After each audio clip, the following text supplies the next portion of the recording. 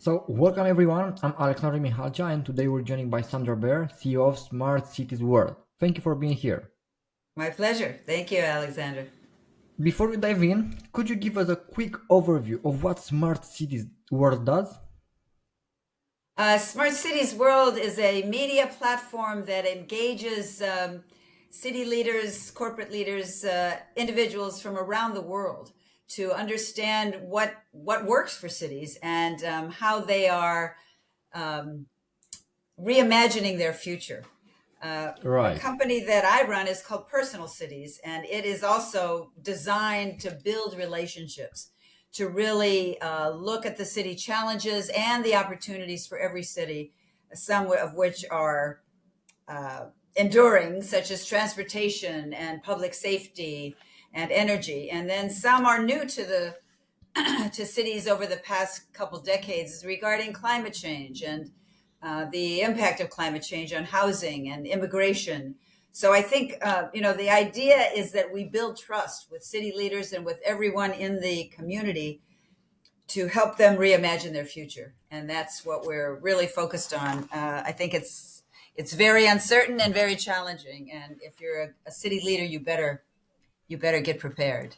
Right, that's really fascinating. And what inspired you to create Smart Cities World? Was there a specific moment or experience that sparked this journey?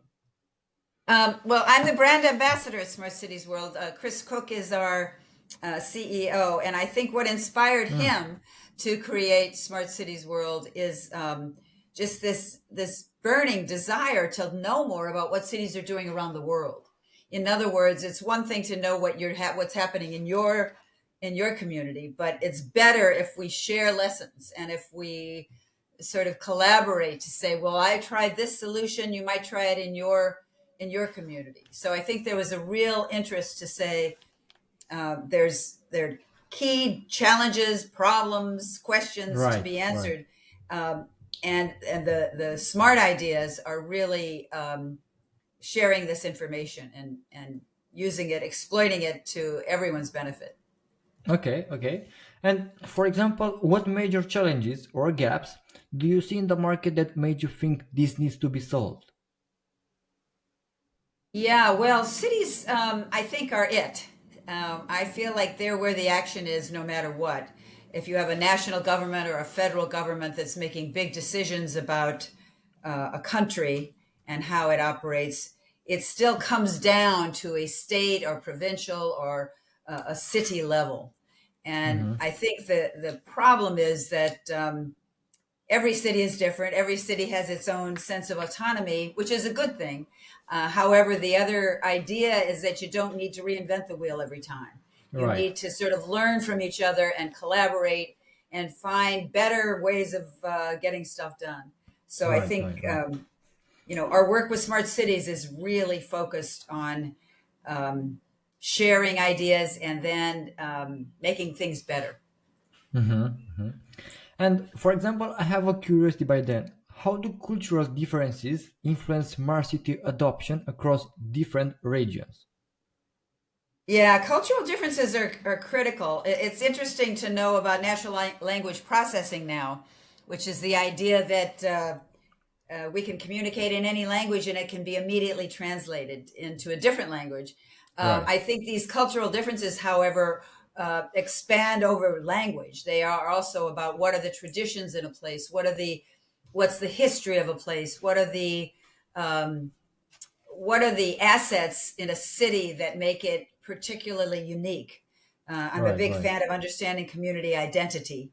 And I think the cultural differences are what really is at the heart of why a city works, why it attracts talent, why it keeps people living there, why it's a place where people say, "Gee, I'm proud to live in this city." So I think there's a lot of that going on, but frankly, there are not enough city leaders that understand their identity, their brand image, if you will. And I think that's part of my passion is to get them to think about what are your assets, what are you Yeah, known for, and how can you promote that internally to your city and externally to the world. So there's a lot yeah, of that going on now that maybe wasn't right. happening earlier.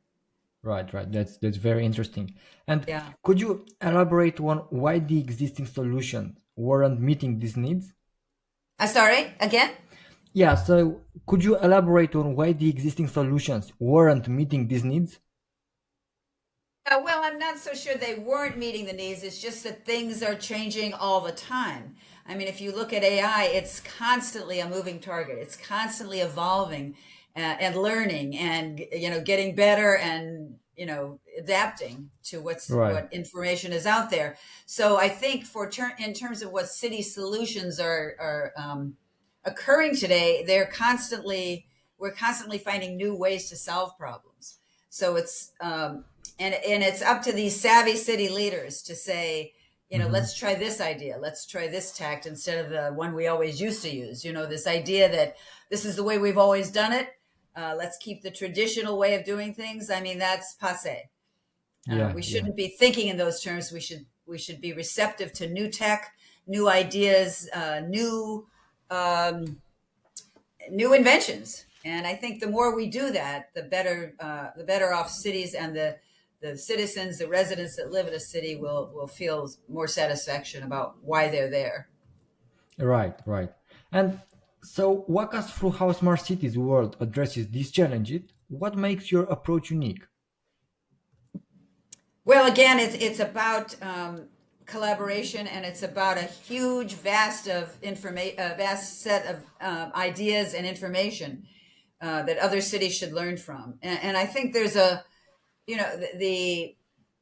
the smart cities in the world are Yeah, really looking to figure out, what does it mean to be climate ready? right. What solutions should we employ?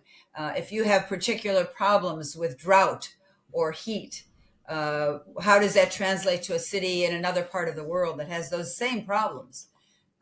So I Hmm. think the idea is that we're learning from each other, and that we're more willing to deliver on commitments, to build trust with other city leaders, with other cities around the world, and figure out what are they doing to solve problems and how can we learn from that. Yeah, right. And what innovative solutions have you seen cities implement to combat climate challenges, for example? Oh gosh, that's a big question. I think some of the solutions are really based on how we're using artificial intelligence. Cities are using climate artificial intelligence to look at a vast history of data, and Yeah, then actually use that data um, to predict the future. So the benefits of AI regarding climate change, for example, are that it helps in decision making. You can look at the historical data many decades back and then use it as a predictive tool. And that's what yeah. cities can do to forecast what's happening with climate change and our need to reduce the carbon emissions, our need to figure out how to protect citizens from extreme heat, our understanding of extreme weather and how it's coming forward. I think cities all over the United States, Miami, New York, Los Angeles, these cities are actually, those three cities are all on coasts. And I Yeah. think they're looking for what's happening with sea level rise, what's happening with cities sinking. Uh, Hmm. there's a whole set of solutions, whether it's building a seawall or whether it's just figuring out some other serious adaptation or mitigation to climate change, which may be to physically move residents or move infrastructure. Okay, but let's define what means a livable city, for example. Yeah. That's a great question, and I just recently spoke at a meeting in Bahrain, and the question was, what is a livable city, and how does a city make itself more livable? Right. But there's several definitions. One is that a livable city respects its history, its traditions, its culture, and it Hmm. constantly works to understand its city's identity, its brand image. Another element of a livable city is that it's has strong infrastructure and connectedness to the people within, a community and all of the physical and digital infrastructure in a city.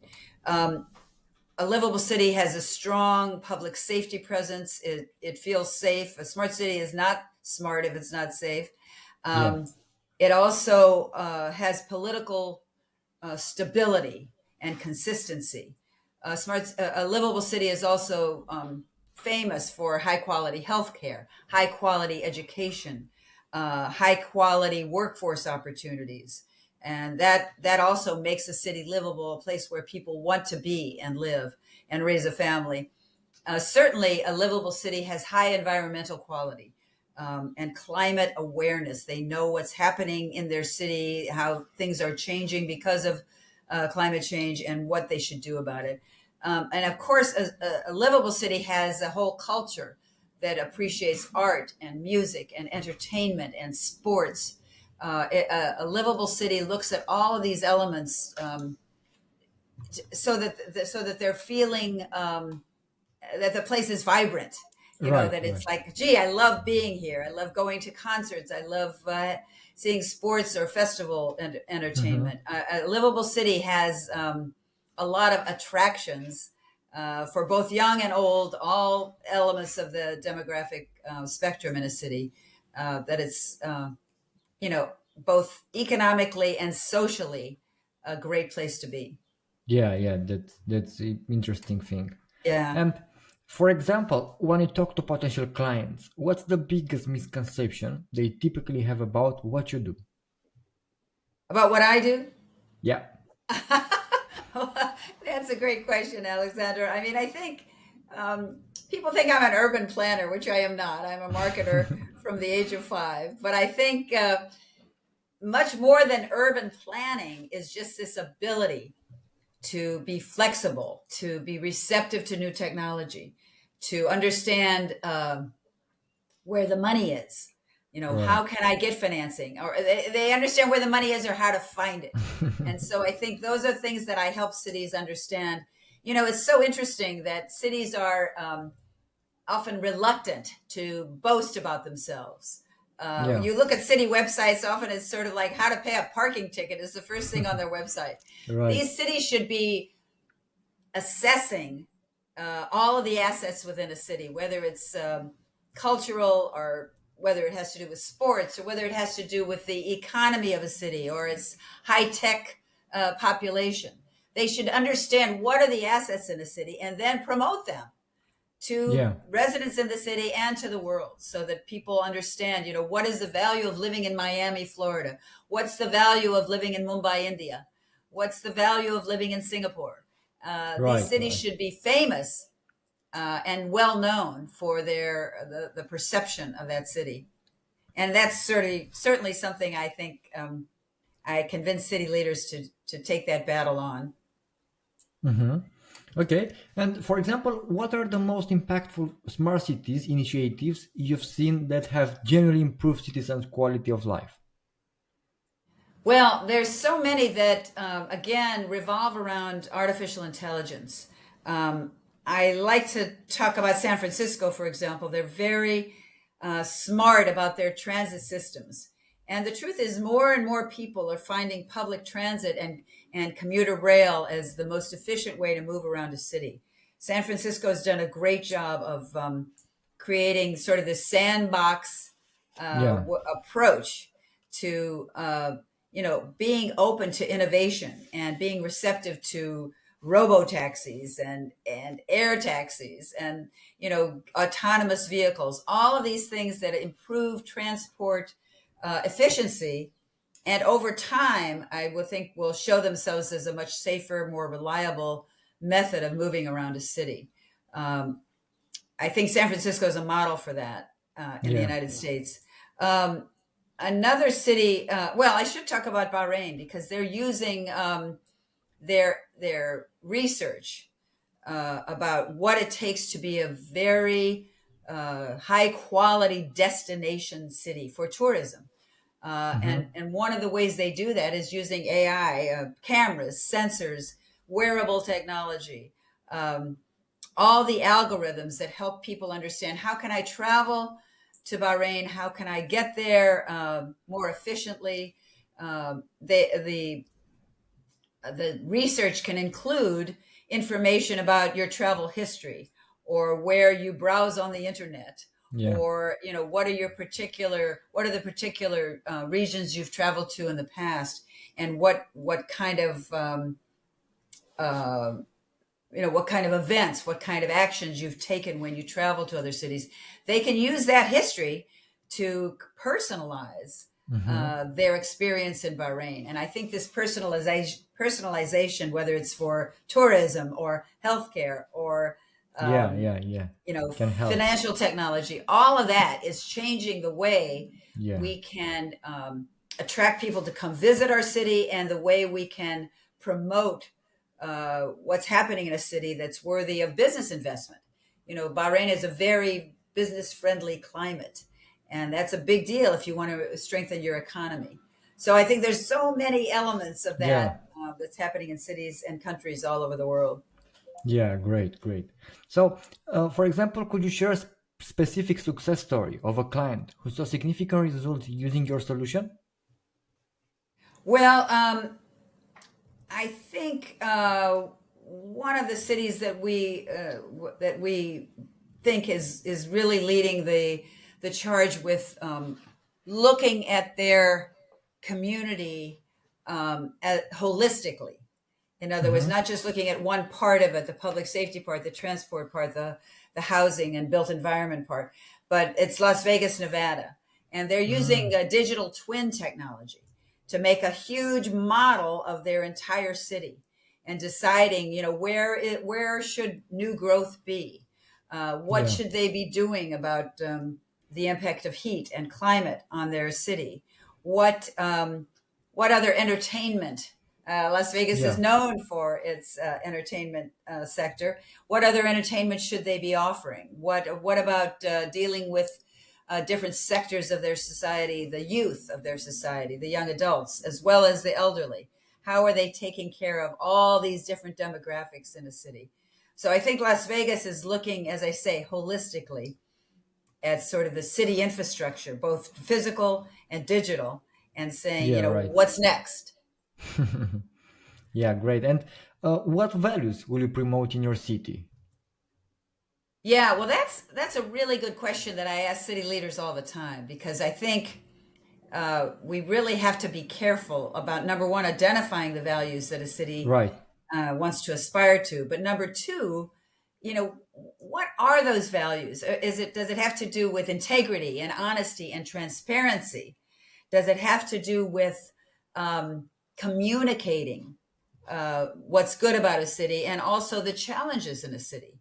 So I Right. think there's a really cool balance, Alexander, about making sure the values are um, communicated and important to people that live there. I think this whole idea of trustworthiness. My colleague Lawrence Jones and I are writing a book on trust and rebuilding trust. And Hmm. I think it's sort of at the foundational level of what makes a city worthwhile, what makes a city a good place to live in. And if you can build trust with the people that live in your city or your community, you're way ahead of the game. Yeah, right, right. Right. And looking at the broader industry, what key trends are you seeing emerge? Well, as you and I have talked, I think this idea of city livability, what does make a city livable, especially with climate being such an overpowering force. I mean, some cities, through the summer months are 45 degrees day after day after day. Is that livable? Are there things the Mm. city can do to make sure the residents, especially the residents who are not wealthy, can survive in that kind of heat? So I Yeah, think this idea of city livability is huge.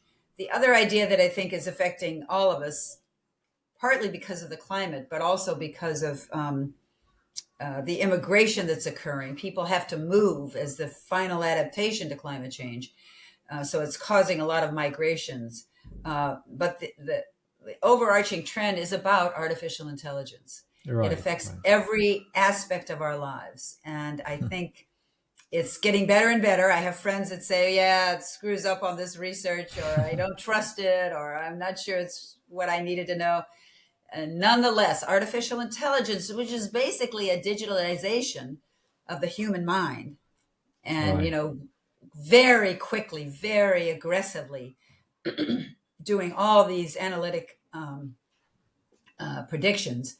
I mean, that's where the action is. And the more we can use artificial intelligence in an ethical way, the more we can use it so that it really improves lives and improves the Right. quality of life, the better. So I think that besides being just a livable place and a place where we can be 12 months of the year, we also have to look at the technology that's supporting our new lives. One of the things that I talk about a lot is engaging youth and Hmm. making sure we're working with young adults. I can promise you that my 8-year-old grandson is living a very different life than I did as a child. What does he want? What does he care about? What are his wants and needs going forward as he grows into a teenager and later a young adult?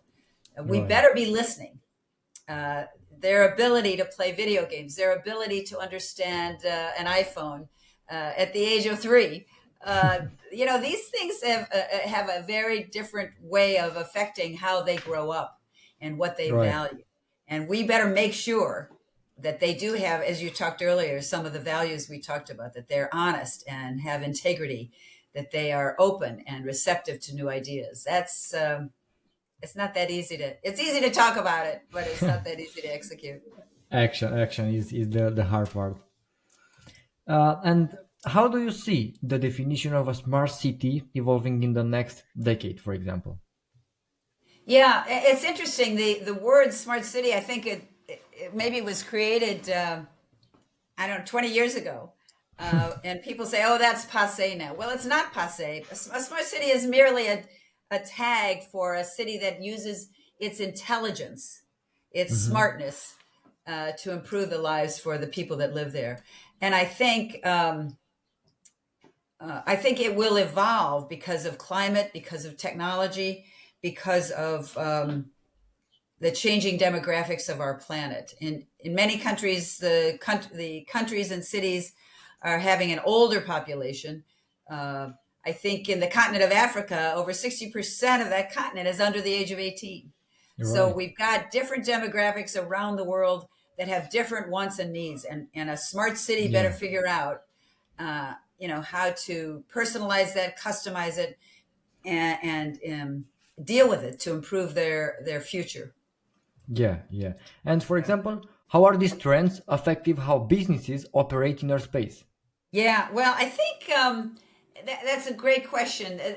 Where is the money? Where is the commitment to spend money to improve uh, the status of a city? So I think these trends are affecting how we do business. Is there a way in a capitalist society in which I live in the United States? Is there a way to make that society more participative? Hmm. There's a big trend about participatory government, about Yeah. citizen assemblies, about listening to all the voices in a community and not just have the elites make all the decisions Yeah. and Right. have all the money. So I think, I don't have a word for it. I'd rather not give it a label, but I think how we operate as businesses, how we operate as governments, this is all changing. Um, and the smart cities of the world will be leaders, I think, in sort of promoting, what is the best path to take? Where are the new options that will make people healthier, happier, more educated, have more meaningful lives? This whole idea that AI is going to take away all of our jobs, I've never felt that that was a problem because new jobs will be created and Right. new ways of Right. living our lives. We may have more leisure time, and then we'll have to figure out what to do with that. So I Yeah. think the future for smart cities is bright. We all want to create places where we want to be proud to live in, where we want to return to time and time again. When I travel around the world, I'm always happy to come back to Washington, D.C., because I think it's a great smart city and certainly one that is in the middle of lots of challenges, lots of changes. in Yeah, how we live our lives. right. And in your opinion, for example, how do you think most business owners are getting wrong when they're trying to address this specific problem? Well, I think there's often a resistance to making a commitment and living by it. I've certainly seen that regarding climate change and the COP meetings over the past few years. I think a lot of commitments have been made that have not been lived up to. And now I think there's a tremendous sense of fearfulness. What can we do to make a change? If we invest this money, will it really have the right impact? Yeah, There's a lot of questioning. There's a lot of fearfulness that it's too little, too late to fix some of yeah, these problems. So we shouldn't have that attitude. In my opinion, we should be positive and figure out, what are the right, again, collaborations, what are the right partnerships that we should be forming to find new solutions. I'm sure I'm certain they're out there. right. And what advice would you give to these business owners who want to stay ahead of these changes? Yes, well, here I have several recommendations, but I'll boil it down to just three, and that is not excuse me, not just for business, but for a community in total. First of all, it's really important to understand um, what is your identity, what is your brand image, what is the thing that makes you special, unique, different, better as a business or as a city. Right, Um, and I think it's really important to sort of say, this is what we're known for. This is why we're famous. If people talk to me about visiting Paris, they'll say, oh, it's a beautiful city full of romance and beautiful art and music.